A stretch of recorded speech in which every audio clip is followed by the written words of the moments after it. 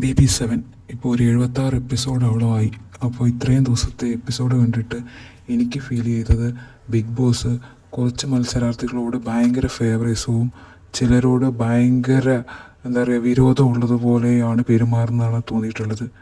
അതിൽ പിന്നെ ഏറ്റവും വിരോധമുള്ളതായിട്ട് തോന്നിയിട്ടുള്ളത് അനു, ഷാനവാസ്, അനീഷ് എന്നിവരോടൊക്കെയാണ്. ഇവരൊക്കെ എന്ത് ചെയ്താലും അതിനെ അത് ഭയങ്കരമായിട്ട് വീക്കെൻഡിൽ അറ്റാക്ക് ചെയ്യുകയും അതുപോലെ തന്നെ തിരിച്ച് ആര്യൻ, അക്ബർ, നെവിൻ ഇവരെന്ത് ചെയ്താലും ഇവരൊക്കെ ഫേവറായിട്ട് ഇവരെ തലോടി വിടുന്നതായിട്ടാണ് എനിക്ക് തോന്നിയിട്ടുള്ളത്. ഇങ്ങനെ പലർക്കും തോന്നിയിട്ടുണ്ടെന്ന് തന്നെയാണ് എൻ്റെ ഒരു വിചാരം. അങ്ങനെ പറയാൻ കാരണം ഇപ്പം ഈ പറയുന്ന വ്യക്തി അനുമോളായാലും അനീഷായാലും ഷാനവാസ് ആയാലും നല്ലവരാണ്, അവർ ചെയ്യുന്നതെല്ലാം നല്ല പ്രവൃത്തിയാണെന്നുള്ള അഭിപ്രായം ഒന്നുമില്ല. കാരണം അവർക്ക് കുറേ തെറ്റ് ചെയ്തിട്ടുണ്ട്. ഫോർ എക്സാമ്പിൾ ഇപ്പോൾ അനുമോളാണെങ്കിലും അനുമോള് പിന്നെ ഈ മട്ടൻ്റെ കാര്യത്തിലൊക്കെ വലിയ പ്രശ്നം ഉണ്ടാക്കിയ ആൾ നൂറയ്ക്ക് ഷാനവാസ് അറിയാതെ ചിക്കൻ പീസ് എടുത്തു കൊടുക്കുന്നുണ്ട്. അതും കറിയുടെ അകത്ത് നിന്ന് അതായത് സ്പൂണിനകത്ത് നിന്ന് കൈയിട്ടെടുക്കാൻ പാകത്തിന് ആണ് കൊടുക്കുന്നത്. എന്നിട്ട് അനുമോൾക്ക് പ്രശ്നമില്ല. ഈ അനുമോൾക്ക് ആരെങ്കിലും ഉപ്പ് കൈ കൊണ്ടെടുത്താലോ മുളക് പൊടി കൈ കൊണ്ടെടുത്താലോ വലിയ പ്രശ്നമുള്ള ആളാണ്. പക്ഷേ ഇത് അനുവദിക്കുന്നുണ്ട്. നൂറയ്ക്ക് കൈയിട്ട് ആ ചിക്കൻ പീസ് എടുക്കാൻ വേണ്ടിയിട്ട് അനുവദിക്കുന്നുണ്ട്. അതുപോലെ തന്നെ ഒരു ടാസ്കിൽ എന്തെങ്കിലും ഒരു സാധനം കൊടുത്തു കഴിഞ്ഞാൽ ടാസ്ക് കഴിഞ്ഞ് കഴിഞ്ഞാൽ അത് തിരിച്ച് കൊണ്ടുവെക്കണം. പക്ഷെ ഒരിക്കലും അത് കൊണ്ടുവെക്കാറില്ല. നിരന്തരം ബിഗ് ബോസ് പറഞ്ഞ് വാണിംഗ് കൊടുത്തിട്ടും എത്ര തവണ സൂചി നൂലായാലും ശരി, കോഴി കള്ളെന്നുള്ള ടാസ്കിൽ കോഴി എടുത്തിട്ട് നേരെ പിന്നെ ബെഡ്റൂമിലോട്ട് പോകാൻ നോക്കുമ്പോൾ ബിഗ് ബോസ് വാണിംഗ് കൊടുത്ത് സ്റ്റോർ റൂമിലോട്ട് വിട്ടതാണ്. അതുപോലെ തന്നെ ഗോതമ്പ് പൊടിയായാലും ടാസ്ക് കഴിഞ്ഞാൽ ഒരു സാധനം കൊണ്ടുവെക്കാൻ പറഞ്ഞാൽ അനുമോള് കൊണ്ടുവെക്കാറില്ല. അതുപോലെ തന്നെയാണ് ഇപ്പോൾ ലേറ്റസ്റ്റ് ഈ പാവശാസ്ത്രം ടാസ്കിനകത്ത് ഒരു പാവ അനു എടുത്തു വെച്ചു. അതിൻ്റെ ആവശ്യമില്ല. ഇത് എത്ര പ്രാവശ്യം ബിഗ് ബോസ് പറയണം? അപ്പോൾ അതൊന്നും അനുമോള് കേൾക്കാറില്ല. അതുപോലെ മൈക്ക് മാറ്റിയിട്ട് സംസാരിക്കുക, അങ്ങനെ പല പ്രശ്നങ്ങൾ അനു ഉണ്ടാക്കുന്നുണ്ട്. അതുമാത്രമല്ല, ഇതിനു മുമ്പ് ബിന്നി ക്യാപ്റ്റനായ സമയത്ത് അനുമോള് ഇതുപോലെ തന്നെ കുറച്ച് പേർക്ക് മാത്രമായിട്ട് കാപ്പി വെച്ച് കൊടുത്തു. അന്ന് ബിന്നി ക്യാപ്റ്റന് ബിന്നിയോട് പറയാതെ അനു കാപ്പി വെച്ച് കൊടുത്തു. അതേ സെയിം മിസ്റ്റേക്കാണ് അനു ഇത്തവണയും ചെയ്തത്. ഷാനവാസ് ക്യാപ്റ്റനായിട്ട് ഷാനവാസിനോട് പറയാതെ കുറച്ച് പേർക്ക് കടലമാവ് കൊണ്ട് ദോശ ഉണ്ടാക്കി കൊടുക്കുകയാണ് ചെയ്തത്. അപ്പം അനുമോള് മിസ്റ്റേക്ക് ചെയ്യുന്നുണ്ട്. അത് നല്ലപോലെ വീക്കെൻഡിൽ അവിടെ ക്വസ്റ്റ്യൻ ചെയ്യുന്നുമുണ്ട്. അതേപോലെ തന്നെ ഷാനവാസ് ആണെങ്കിലും ഫാമിലി വന്ന് പോയ ശേഷം ഭയങ്കര ഓവറായിരുന്നു. എടിപൊടി വിളികളും ഭയങ്കരമായിട്ട് ഓവറായിരുന്നു. അതിനുള്ളത് ഈ കഴിഞ്ഞ വീക്കെൻഡിൽ ഷാനവാസിനും അതുപോലെ തന്നെ കൊടുത്തു.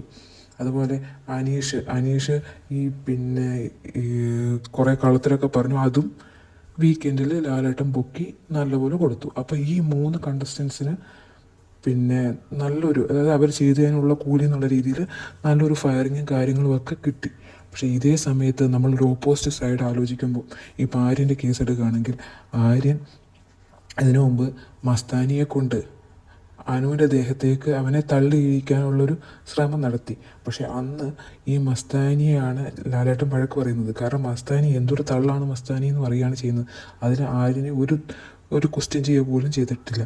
പിന്നെ രണ്ടാമത്തെ കേസ് വരികയാണെങ്കിൽ ഇപ്പോൾ ഈ പാവശാസ്ത്രം ടാസ്കിൽ അക്ബറിനെ അനുവിൻ്റെ ദേഹത്തേക്ക് ഉന്തിയിടുന്നത് ഈ ആര്യനാണ്. പക്ഷെ അതിനകത്തും ആര്യൻ സേഫായി. ഈ വീക്കെൻഡിൽ അത് ചോദിച്ചിട്ടില്ല. ആര്യൻ സേഫായിട്ടാണ് ഇരിക്കുന്നത്. അതേപോലെ തന്നെ ഇപ്പം ഈ സ്ക്രാച്ച് കാർഡിൻ്റെ ടാസ്കിലാണെങ്കിലും സ്ക്രാച്ച് കാർഡ് ഒളിപ്പിച്ച് വെച്ച് കള്ളത്തരം കാണിച്ചു. അതിലൊരു സ്ക്രാച്ച് കാർഡ് മിസ്സിംഗ് ആണ്. അത് ആര്യൻ തന്നെയാണ് സോഫയുടെ സൈഡിലോട്ട് തിരികെ വെക്കുന്നത്.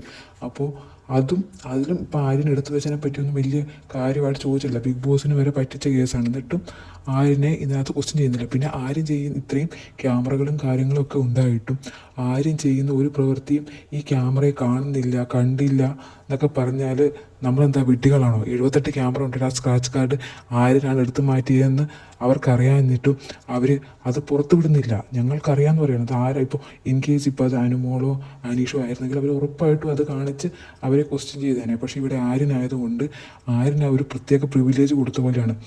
ആര്യനെ അവർ ക്വസ്റ്റ്യൻ ചെയ്യുന്നില്ല. അവിടെയാണ് ഈ അനീതി എന്ന് പറയുന്ന സംഭവം നടക്കുന്നത്. അപ്പോൾ അവർക്കൊരു പ്രത്യേക പ്രിവിലേജ്, അവർക്ക് താല്പര്യമുള്ളവരെ ക്വസ്റ്റ്യൻ ചെയ്യുന്നില്ല, അവരെ അങ്ങ് തലോടി വിടുന്നു എന്നുള്ളൊരു ഇതാണുള്ളത്. അതുപോലെ തന്നെ ഇപ്പോൾ നെവിനാണെങ്കിലും വന്ന അന്ന് മുതൽ ബാക്കി എല്ലാവർക്കും വേണ്ടിയുള്ള റേഷൻ സാധനങ്ങളിൽ നിന്നാണ് ഈ നെവിൻ ഓരോന്ന് അടിച്ചു മാറ്റി കഴിക്കുന്നത്. അപ്പോൾ ഒരിക്കൽ അതെല്ലാം തമാശയാക്കി വിട്ട് ഒരിക്കൽ പോലും അതൊന്നും ക്വസ്റ്റ്യൻ ചെയ്യാതെ ബാക്കിയുള്ളവർ ഇപ്പോൾ ഒരു കടലമാവ് കൊണ്ട് ദോശയാക്കുമ്പോൾ വലിയ ഇഷ്യൂ ആക്കി അവർക്ക് റേഷനുള്ള സാധനം എടുത്തു കഴിച്ചു എന്നൊക്കെയുള്ള രീതിയിൽ ഭയങ്കരമായിട്ട് പ്രശ്നം ഉണ്ടാക്കുന്ന ഒരു കേസ്. അത് എല്ലാവർക്കും അറിയുന്നത്. ഇതിനകത്ത് ഞാനൊന്നും എന്താ പറയുക ഉണ്ടാക്കി പറയുന്നില്ല എന്നുള്ളത് ഈ ലൈവും എല്ലാം കണ്ട എല്ലാവർക്കും മനസ്സിലാക്കാവുന്ന ഒരു കാര്യം മാത്രമാണ്. അതുപോലെ തന്നെ ഇപ്പോൾ അക്ബറിൻ്റെ കേസാണെങ്കിലും അക്ബർ എന്തൊക്കെ അനുമോളെ പറഞ്ഞിട്ടുണ്ടെന്നുള്ളത് നമ്മൾ തുടക്കം പറയുന്നത്. അതായത് അനുമോൾ ഒരു ഗെയിമറായിട്ട് പോലും അക്ബർ കാണുന്നില്ല എന്നാണ് പറഞ്ഞത്. പക്ഷേ വന്ന അന്ന് മുതൽ അപ്പാനുമായി ചേർന്ന് അനുമോളെ ടോർച്ചർ ചെയ്യുന്ന ഒരു വ്യക്തിയാണ് അക്ബർ. അപ്പോൾ അനുമോളെക്കുറിച്ചും അനുമോളുടെ സീരിയൽ ഫീൽഡിനെയൊക്കെ കുറിച്ച് എന്തൊക്കെ മോശം ഈ അക്ബർ അപ്പാനിയും ഒക്കെ ലൈവിൽ വല്ലാതെയൊക്കെ പറഞ്ഞിട്ടുണ്ടെന്ന് നമ്മളൊക്കെ കേട്ടതാണ്. അപ്പോൾ അതൊന്നും ക്വസ്റ്റ്യൻ ചെയ്യുന്നില്ല, ഒന്നും ചെയ്യുന്നില്ല. അപ്പോൾ അക്ബറിനെതിരെ ഇപ്പോൾ ഒരു ബസ്സിൽ നിൽക്കുന്നു എന്ന് പറഞ്ഞൊരു സ്റ്റേറ്റ്മെൻറ്റ് പറഞ്ഞു എന്ന് പറഞ്ഞല്ലോ. അതേപോലെ അക്ബർ ലാലേട്ടൻ്റെ മുമ്പിൽ വെച്ചാണ് പറഞ്ഞത്, എന്താ സാരി ഉടുത്ത് വന്നിരുന്നെങ്കിൽ കണ്ടസ്റ്റൻസ് സാരി അഴിക്കുമെന്ന് പറയാമല്ലോ എന്ന്. അപ്പോൾ ഇതൊക്കെ കേട്ട് തിരിച്ച് സപ്പോർട്ട് ചെയ്യാണ് മോഹൻലാൽ എന്ന് പറഞ്ഞ വ്യക്തി ചെയ്യുന്നത്. അപ്പോൾ അവർക്കൊരു പരോക്ഷമായിട്ട് അവരെ സപ്പോർട്ട് ചെയ്യുന്ന രീതിയിലും, പരോക്ഷം എന്നല്ല ഡയറക്റ്റായിട്ട് തന്നെ അവരെ സപ്പോർട്ട് ചെയ്യുന്ന രീതിയിലാണ് പിന്നെ BB ടീം ആണെങ്കിലും ശ്രീ മോഹൻലാൽ ആണെങ്കിലും പെരുമാറുന്നത്. അതുപോലെ തന്നെ സ്ക്രാച്ച് കാർഡിൻ്റെ ഇഷ്യൂവിൽ ആര്യൻ അത് പിന്നെ കുറച്ച് സ്ക്രാച്ച് കാർഡ് മാറ്റി വെച്ചല്ലോ. അതിനകത്ത് അനീഷ് അപ്പോൾ ശബ്ദം ഉയർത്തി പറഞ്ഞു, ഏത് പറ്റിച്ച് ബിഗ് ബോസിനെ വരെ പറ്റിച്ചല്ലോ സ്ക്രാച്ച് കാർഡ് മാറ്റി വെച്ചിട്ട്. അതുകൊണ്ട് അവൻ്റെ ആ ഒരു റൗണ്ടിലെ പോയിൻറ്റ്സ് റദ്ദാക്കണമെന്ന് അനീഷ് ബിഗ് ബോസിൻ്റെ അടുത്ത് പറഞ്ഞു. കാരണം സ്ക്രാച്ച് കാർഡ് ബിഗ് ബോസ് അറിയാതെ സ്ക്രാച്ച് ചെയ്യുകയും ചെയ്തു, അതും കൂടാതെ അത് പോക്കറ്റിൽ ഒളിപ്പിച്ച് വെക്കുകയും ചെയ്തു. അപ്പോൾ ഈ ഒരു തെറ്റ് ചെയ്തുകൊണ്ട് അവൻ്റെ സ്ക്രാച്ച് ആ ഒരു റൗണ്ടിലെ പോയിന്റ് റദ്ദാക്കണം എന്ന് പറഞ്ഞു. പക്ഷേ ആ സമയത്തും ബിഗ് ബോസ് എന്താ ചെയ്തത്? ബിഗ് ബോസ് പറഞ്ഞു അവർക്കറിയാം, ബിഗ് ബോസിനറിയാം എന്ത് ശിക്ഷ വിധിക്കണം എന്നറിയാം. എന്നിട്ട് എന്ത് ശിക്ഷയാണ് വിധിച്ചത്? ഒരു പോയിൻ്റെങ്കിലും കുറച്ചോ? ഒന്നും ചെയ്തില്ല. അപ്പോൾ ബാക്കി അത് ശരിക്കും പറഞ്ഞാൽ എനിക്ക് മനസ്സിലാകുന്നത്, ഇന്ന് രാവിലത്തെ ലൈവിലും അനുമോളൊക്കെ പറയുന്നത് വെച്ചിട്ട് എനിക്ക് മനസ്സിലാകുന്നത് ഇവർക്ക് തന്നെ മനസ്സിലാകുന്നുണ്ട്, ഏതാ ഈ അനുമോൾക്കായാലും അനീഷിനായാലും ഷാനവാസിനായാലും ഇവർക്കൊക്കെ മനസ്സിലാകുന്നുണ്ട് ബിഗ് ബോസ് കുറച്ച്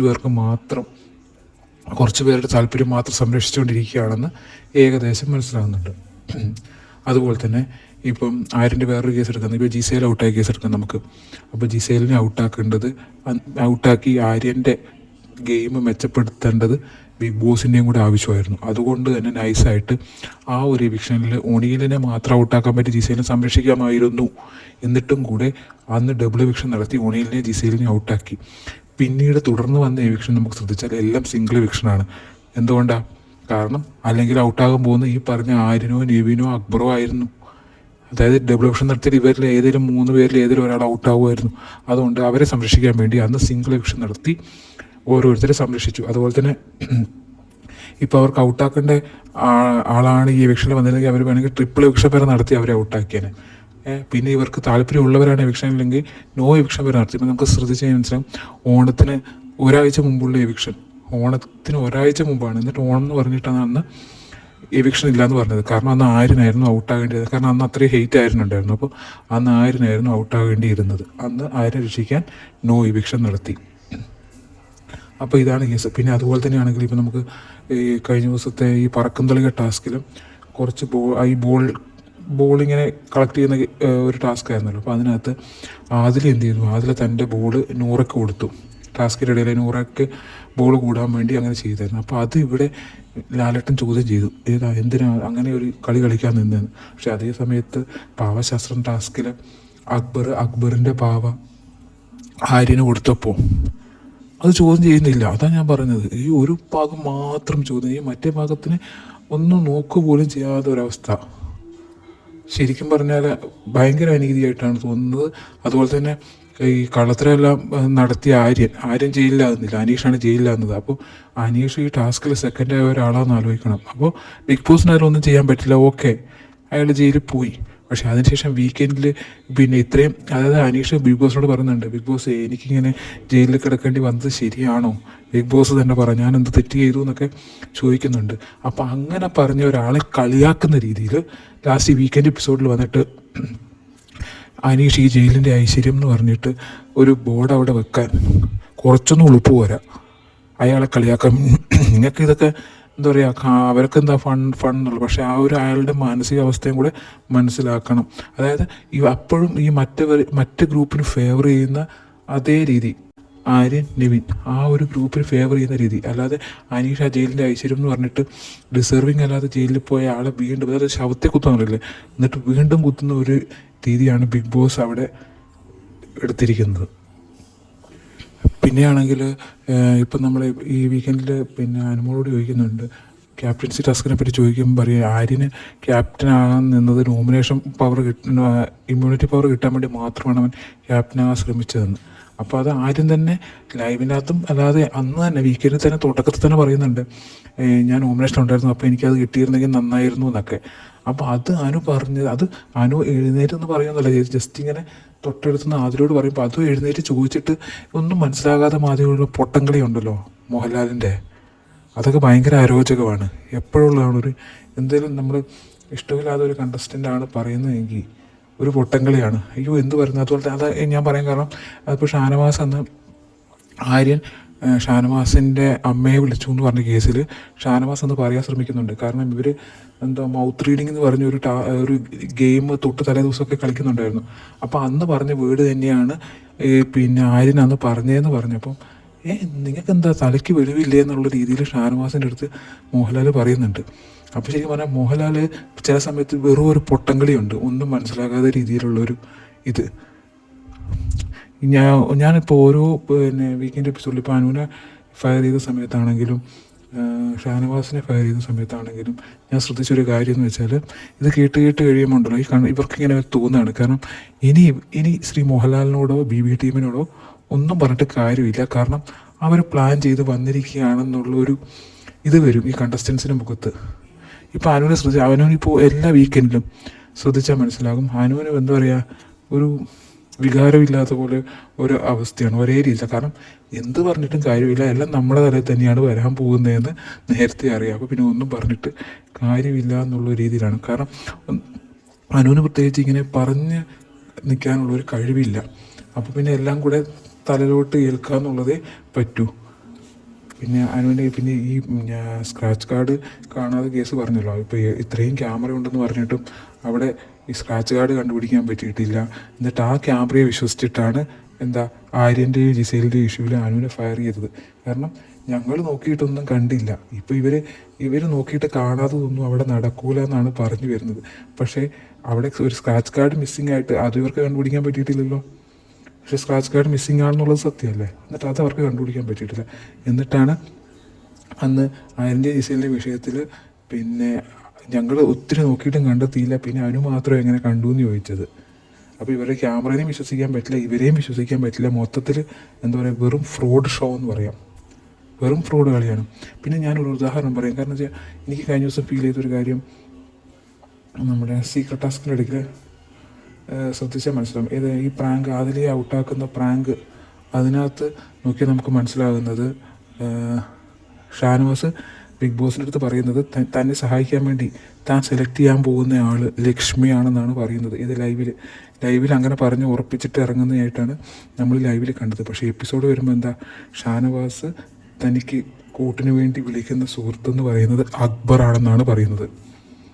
ഇത് ഹരീഷൻസ് സിനിമയിൽ 2 ഡബിൾ ക്ലൈമാക്സ് ഉണ്ടെന്ന് പറഞ്ഞ പോലെയാണ് ഇതിനകത്ത് രണ്ട് രീതിയിലാണ്. ലൈവിൽ ഷാനവാസ് കൂട്ടിന് വിളിക്കുന്നത് ലക്ഷ്മിയും, എപ്പിസോഡിൽ ഷാനവാസ് സുഹൃത്തായി കൂടെ വിളിക്കുന്നത് അക്ബറിനെയും.